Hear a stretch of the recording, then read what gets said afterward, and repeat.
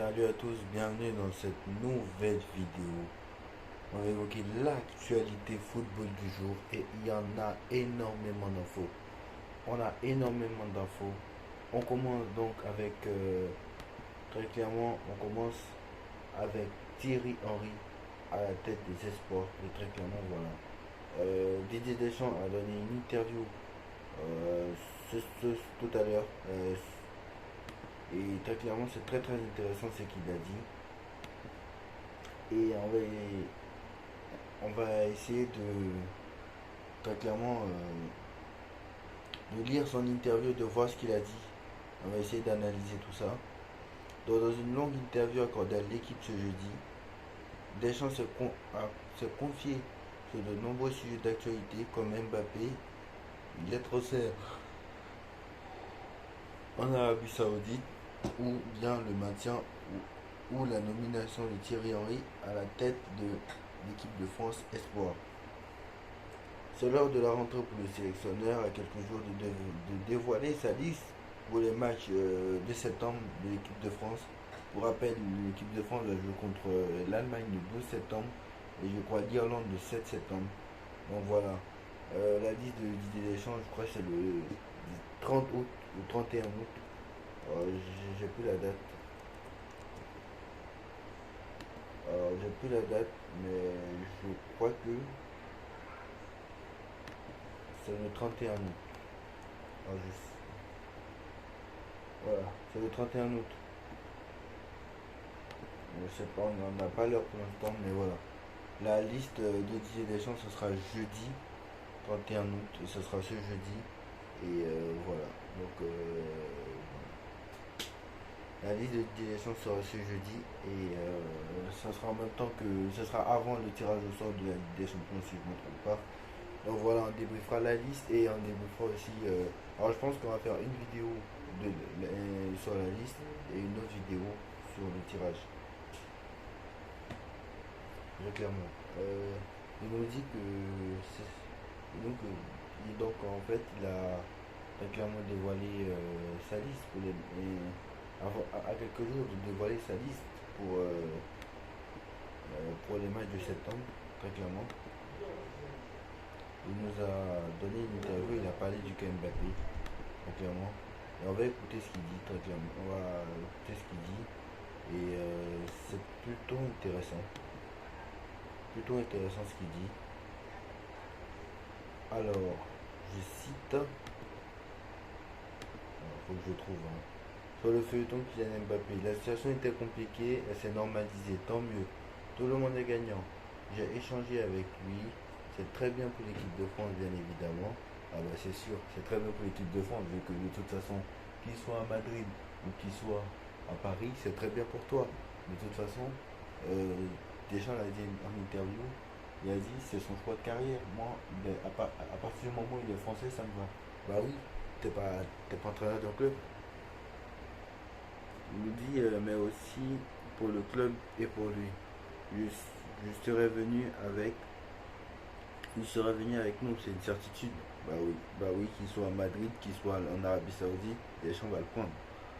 Bah oui.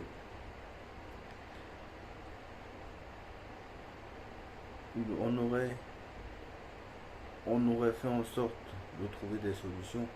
Cela n'aurait pas remplacé la compétition, mais on aurait fait en sorte de compenser au maximum. Kylian aurait été avec nous. J'ai des discussions, mais peu importe la situation, je vais faire en sorte de tout comprendre. C'est sûr que ne pas jouer, c'est sûr que ne pas jouer pour lui, ça n'a pas de prix de jouer. Pour lui, ça n'a pas de prix de jouer. Mais être en pleine possession de ses moyens, sans pouvoir avec son club, cela est impossible. Je ne pense pas qu'il y a un risque de perte d'énergie pour lui faire perdre sa tranquillité à Kylian. Celui qui y va, celui qui va y lever n'est pas encore né. Donc très clairement, il est en train de nous dire que En fait, le mec est en train de me dire que il a eu des discussions avec lui, mais c'est à lui de prendre la décision, très clairement. Et que très clairement, voilà, moi j'avais dit la vérité, hein. Si Mbappé, et on va reparler du dossier Mbappé malheureusement, je sais pas, en tout cas, si Mbappé prolonge de non, c'est pas bon. Pourquoi c'est pas une bonne nouvelle? Parce que très clairement, le mec, si Mbappé reprolonge de non, c'est pas une bonne nouvelle. Et je pense que justement, le mieux c'est que soit il prolonge de minimum 2 ans. C'est vrai que s'il prolonge de 2 ans, c'est là que c'est pas une bonne nouvelle. Parce que là encore, l'année prochaine, on va encore avoir droit à un été Kylian Mbappé. Parce qu'il sera à 1 an de la fin de son contrat. Là, il a 1 an de la fin de son contrat. Aussi, pendant 2 ans, ce sera jusqu'en 2026, donc on sera tranquille pendant 2 ans. Mais si il prolonge d'un an, c'est-à-dire en activant son année optionnelle, ça veut dire que l'année prochaine, c'est rebelote. Et si prolonge d'un an, c'est pas bon. Et Mbappé, on est bien, je pense que le mec, on est bien conscient. Parce que je pense que il n'a pas fait un bon euro, rappelez-vous en 2021, l'euro c'est en 2021, rappelez-vous, en 2018, meilleur espoir, le meilleur joueur c'était Modric, mais meilleur espoir du mondial. Et en 2022, meilleur joueur, meilleur buteur du mondial. Pas meilleur joueur, que c'était Messi le meilleur joueur, meilleur buteur du mondial, parce qu'il n'avait pas de problème au niveau du contrat. En 2021, il était à de la fin de son contrat, il était en discussion pour une prolongation de contrat. Et même pas pour une prolongation de contrat. Le mec, il voulait partir, mais son club l'a retenu. Donc voilà, je pense que ça aussi, ça a joué et c'est ce qui a fait que Mbappé n'a pas fait un très bon euro. Je pense que sinon, sur toutes les compétitions, Mbappé était au rendez-vous. Donc voilà, sinon, comment ça se fait que le mec, il a sauvé le Paris Saint-Germain. Le mec, en 2021, il a porté le Paris Saint-Germain pendant les 6 derniers mois. Et bizarrement, quand l'euro arrive, le mec, il est transparent. C'est bizarre, le mec, il rate un penalty contre la Suisse. Alors, je sais que Mbappé n'est pas un bon tireur de penalty. Mais voilà, il faudrait qu'on avance quand même. Bon, on va avancer, mais en tout cas, ce qui est sûr, c'est que si Mbappé, je vais vous dire que si le mec prolonge de an, ou le mec ne se décide pas rapidement, il va rater son euro. Moi, je peux vous dire la vérité. Parce que c'est une saison là qui va préparer pour préparer l'euro et les JO. Voilà, j'ai pas peur de dire. On y reviendra tout à l'heure certainement. Le PSG présentera aux supporters samedi les recrues de l'été. Parmi ces recrues, Skriniar, Asensio, Hernandez, Kangili, Arnaud Tenas, etc. etc. Ugarte, Jean Ramos et j'en passe les meilleurs. Voilà, on va pas passer 3 heures dessus. Voilà, bref. Maintenant, on va passer à un autre dossier, très clairement. Et je pense que, très clairement, on n'a pas fini. Très clairement, on n'aura pas fini. Et Thierry Henry, on a posé la question aussi à des élections sur Thierry Henry à la tête des espoirs. Il nous dit Thierry, il est très content d'avoir été choisi. Il était motivé, je suis content pour lui. C'est quelqu'un avec lequel j'ai toujours une bonne relation. C'est sûr, c'était ton coéquipier. Avec beaucoup de respect. Mais même si je ne fais pas partie de son cercle rapproché, sa nomination, pourquoi pas. Il a la capacité. C'est comme quand vous vous demandez si un joueur a fait le bon choix en signant dans un club. Dans un club. Malheureusement, on ne sait qu'après. Thierry sera jugé sur ses résultats. La qualification pour le prochain Euro, les Jeux Olympiques. Thierry, c'est Thierry. Il en aura par rapport à sa carrière de joueur. Il a une aura par rapport à sa carrière de joueur. Il a eu plusieurs expériences sur le banc aussi. Il est à fond. Il va faire tout son possible pour que ça marche. Alors moi, ce que Deschamps a oublié de dire, c'est que ouais, il a eu plusieurs expériences sur le banc, mais il en a gagné en expérience peut-être. Et je pense qu'il a fait beaucoup de choses qui n'ont pas marché. Il y a beaucoup de choses qui n'ont pas marché, malheureusement. Pour lui, à Monaco, c'était un échec. À Montréal, c'était un échec. Voilà. Je ne sais pas si l'adjoint, il était l'adjoint de la Belgique. Il n'était pas l'adjoint de Martinez, il était l'adjoint de l'adjoint. Donc voilà. Le mec sur Amazon Prime, bon, on ne va pas se répéter aussi. Je ne vais même pas en parler parce que le mec, voilà. On espère que l'équipe de France quand même va bien jouer. Et c'est vrai que l'équipe de France Espoir n'est pas exceptionnelle.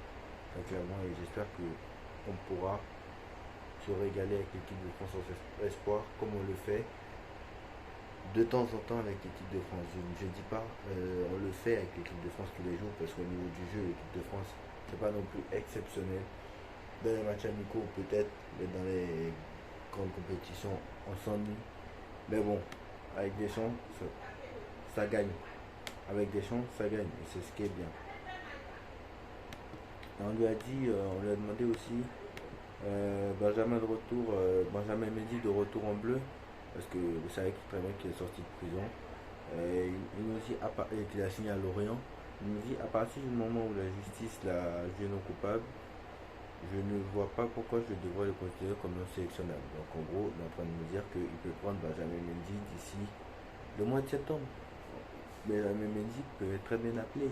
Mais quand je regarde les latérales gauche disponibles, Lucas Hernandez, il est là, cette fois-ci. Théo Hernandez est là. Je ne sais pas si Benjamin Mendy va être appelé. Hein.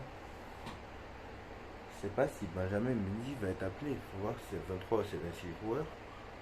Mais je sais pas si, je crois que c'est 23. Je ne sais pas si Mendy va être appelé. Hein. Les deux Hernandez sont là. Hein. Et il faut oublier que Lucas, lui, le considère toujours comme un latéral gauche. C'est pas un défenseur central. Il faut voir.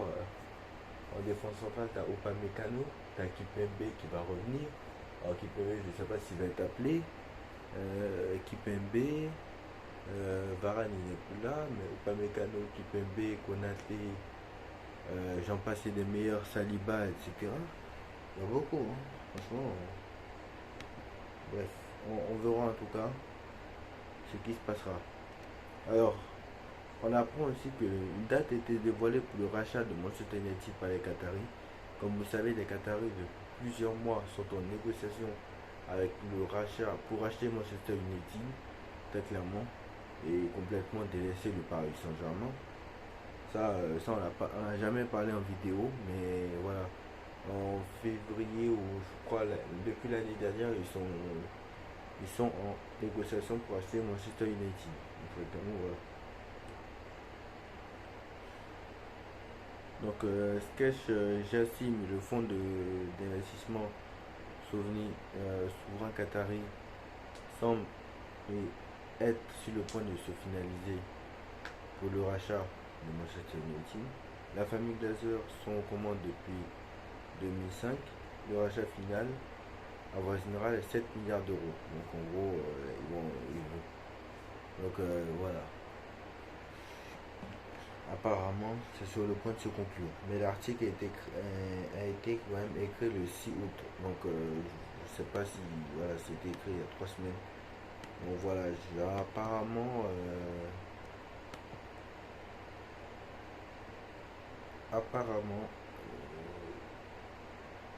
le rachat de United devrait pas tarder.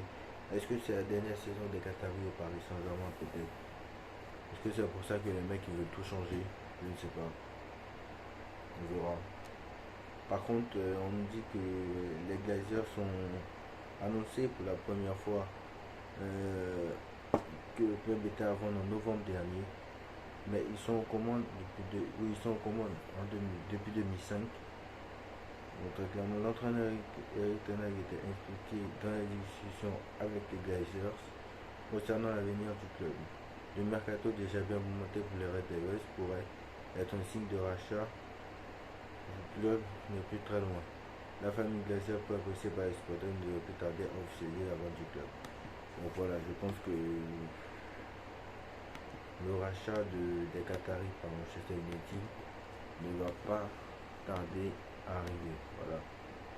Parce que ça prendra pas beaucoup de temps non plus.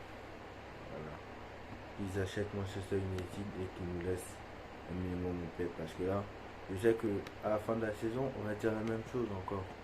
Et je sens, je sais pas pourquoi, je sens. Alors il y a Carlo Ancelotti qui a parlé et moi, très clairement, j'en retiens un truc, c'est que voilà, le mec a des couilles. Le mec a des couilles. Non, non, pour être sérieux, le mec a des cojones pour essayer d'être un peu poli. Carlo Ancelotti annonce la fin du mercato pour le Real Madrid. Il nous dit des nouvelles recrues au Real Madrid. Bah non, à 100%, non. C'est fini. J'écarte toute nouvelle recrue avant la fermeture du mercato. Donc, comme pressenti, Kylian Mbappé n'ira pas au Real Madrid, sauf sur une offre de dernière minute et restera au PSG. Fin de cette horrible série qui a fatigué tout le monde. Allons-y. Ça, c'est la source parisienne qui nous décrit. Mais en fait, ce que j'aimerais bien expliquer à Carlo Ancelotti, c'est que c'est pas lui qui décide. Voilà. Voilà. Mais moi, je pense qu'Mbappé va rester. Moi, je pense qu'Mbappé va rester. Parce que je peux pas. À son encore, moi, je pense qu'il va rester. Parce que pourquoi moi, je veux savoir pourquoi le mec va partir au Real Madrid pour toucher 2 fois moins. Là où il sait qu'il y aura des clashes dans le vestiaire. Pérez sait très bien qu'il y aura des clashes dans le vestiaire entre Vinicius Junior et Rodrigo. Mais moi, je pense que Pérez va se permettre, va se dire, attends, peut-être que je vais faire une saison de transition et je vais prendre Haaland l'été prochain. Parce que Haaland, c'est impossible de le prendre cet été. C'est impossible. Intransférable. Donc Haaland, 2 libérateurs à 150 millions d'euros. Parce que ce qu'il faut savoir avec Mbappé, c'est que s'il te prend Mbappé cet été, moi en fait, j'ai envie de vous dire un truc. Que ce soit Mbappé va signer au Real Madrid cet été, soit le Real Madrid va vivre une saison compliquée. Et je pense que le Real Madrid va vivre une saison plus compliquée. Et ce Real Madrid-là sera moins fort que l'année dernière, que les deux précédentes années. C'est sûr. Le Real Madrid, je ne sais pas s'ils vont passer les quarts de finale cette année. Alors je ne dis pas qu'on va passer peut-être les huitièmes. On verra le tirage. Parce que le Real Madrid est en gros danger pour le tirage au sort. Vu que le Paris Saint-Germain est en gros danger, le Real aussi est sous grosse menace. Et encore plus que le Paris Saint-Germain. J'ai pas peur de le dire. Moi je suis désolé. Je suis désolé. Quand je vois, bon admettons, au chapeau 1, ils se retapent Manchester City. Ils ont pris 4-0 au match retour de Ligue des Champions. Ils se retapent l'AC Milan. Et Newcastle, ce ne sera pas si simple que ça pour eux. Alors certes, ils ont battu l'AC Milan, il n'y a pas de souci. Ils ont battu l'AC Milan, il n'y a pas de souci. En préparation. Mais bon, c'est l'AC Milan de la Ligue des Champions. Il ne faut pas oublier que l'AC Milan a fait une demi-finale, comme le Real Madrid. Voilà. Donc moi je pense que Pérez, après peut-être qu'il se dit aussi que l'année prochaine, il va faire une saison sans gagner parce que en fait le truc c'est que en 2024 tu auras peut-être Mbappé au Real Madrid, Carlo Ancelotti qui va dégager, Modric qui va dégager parce qu'il a prolongé d'1 an, Modric il va dégager, Carlo Ancelotti va dégager, Pérez il va dégager, donc peut-être que le mec se dit bah attends en fait je prends Mbappé, bah en fait je prends pas Mbappé, bah j'attends 2024 et je prends Mbappé libre et je m'en vais. Mais ça, moi, ce que je pense réellement, c'est possible qu'il se dise ça, mais moi je pense que réellement il se dit, écoute, écoutez, si on est intelligent, si on veut pas avoir de problème, on prend le Erling Haaland, qui est numéro 9, il sera le vrai remplaçant de Benzema, il ne ferait pas d'ombre à Vinicius et Rodrigo, il sera moins cher en salaire, moins cher en transfert, et surtout, il sera un vrai numéro 9. Et je pense que c'est ce qu'il est en train de se dire. Parce que actuellement, le Real Madrid, je le répète, n'a pas besoin de Mbappé, a plus besoin de Erling Haaland. Voilà. Donc voilà. Verratti, lui, va rester cet été. Donc voilà. Est-ce que même Enrique, moi je me demande, mais est-ce que Enrique a dit qu'il voulait se débarrasser de Verratti? C'est les médias qui ont dit qu'ils veulent se débarrasser de Verratti. Je suis pas sûr que Verratti, le mec, en veut pas, hein. Je suis pas sûr que le mec a dit Verratti, j'en veux pas. Je suis pas sûr qu'il a dit ça. Parce que, en aucun cas, moi j'ai entendu dire Enrique, écoutez, Verratti, moi j'en veux pas. Neymar, j'en veux pas. Euh, non, non, non. C'est pas ce qu'il a dit. Et en plus, moi j'ai entendu. En plus, voilà. Donc voilà. Je pense pas que c'est Enrique qui a dit Neymar, j'en veux pas. Verratti, j'en veux pas. Voilà. Donc voilà.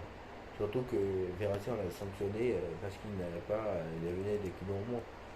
C'est tout. On l'a sanctionné et quand il aura un poids acceptable, il reviendra dans le groupe. Moi, c'est ce que je pense. Voilà. Je prends de la discussion.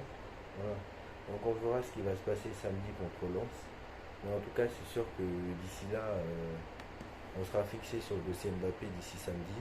Enfin, j'espère qu'il ne va pas nous faire tourner en bourrique. Parce que s'il il parle et qu'il nous dit qu'il nous fait tourner encore en bourrique, ça va pas aller. Très clairement. Parce que le mec, il peut nous faire croire que. Voilà, il nous dire en fait, je suis en négociation. En fait, mon objectif, c'est de gagner pour le trophée. Je voulais donner le meilleur de moi-même à Paris. J'essaie de prolonger, mais en fait, d'essayer. Donc, il faudra lire l'interview de Mbappé entre les lignes et il faudra bien écouter l'interview de Mbappé entre les lignes après le match contre Lens et analyser bien entre les lignes. Parce que là, le mec, je sais pas ce qu'il veut. Je sais pas ce qu'il veut. Mais en tout cas, j'espère qu'il est bien conscient que j'espère qu'il est bien conscient que si parce que j'espère qu'il est bien conscient que si il ne signe pas à Madrid en 2024, ce sera terminé parce que Mbappé en 2024 aura 26 ans, 26 et en 2025 aura 27 ans. Et sera dans sa 27e année. Il n'est pas né en 99, Mbappé, il est né en 98. On n'a rien à foutre qu'il soit né le 20 décembre. Pour Pérez, c'est la même chose. Donc là, Mbappé, il a 24 ans. Il est dans sa 24e année. S'il doit signer en 2024, là, Mbappé, il a 25 ans. Mbappé, il a 25 ans. Et s'il doit signer en 2024, il aura 26 ans. Donc voilà. Donc je pense qu'à 27 ans, Perez n'en voudra plus. Voilà. Donc faut vraiment que. Et en plus, c'est-à-dire que. Non, non, après Perez n'en voudra plus parce qu'en plus, on parle d'une prolongation de longue durée maintenant au Paris Saint-Germain. Et on parle de une prolongation de 2 ans. Et à 27 ans, à 28 ans, déjà t'étais mort pour Perez. Donc voilà. Dites-moi en commentaire ce que vous en pensez. Est-ce que Mbappé va aller au Real Madrid? Moi je pense pas. Moi je pense qu'Mbappé va rester au Paris Saint-Germain encore très longtemps parce que Pérez, je pense qu'il n'en veut plus. Il va prendre à Erling l'été prochain 150 millions d'euros plus jeune et qui ne ferait pas d'ombre à Mbappé et Vinicius, à Vinicius et Rodrigo. L'interview de Deschamps qui nous dit que voilà, qui a évoqué un peu l'actualité du football. On attend sa liste d'ici le 31 août prochain. Mbappé, est-ce qu'il va aller au Real Madrid? Vraiment, je ne suis pas sûr. Dites-moi en commentaire ce que vous en pensez. On like, on partage, on commente, on s'abonne. On se retrouve très très vite pour une nouvelle vidéo. Tchuss.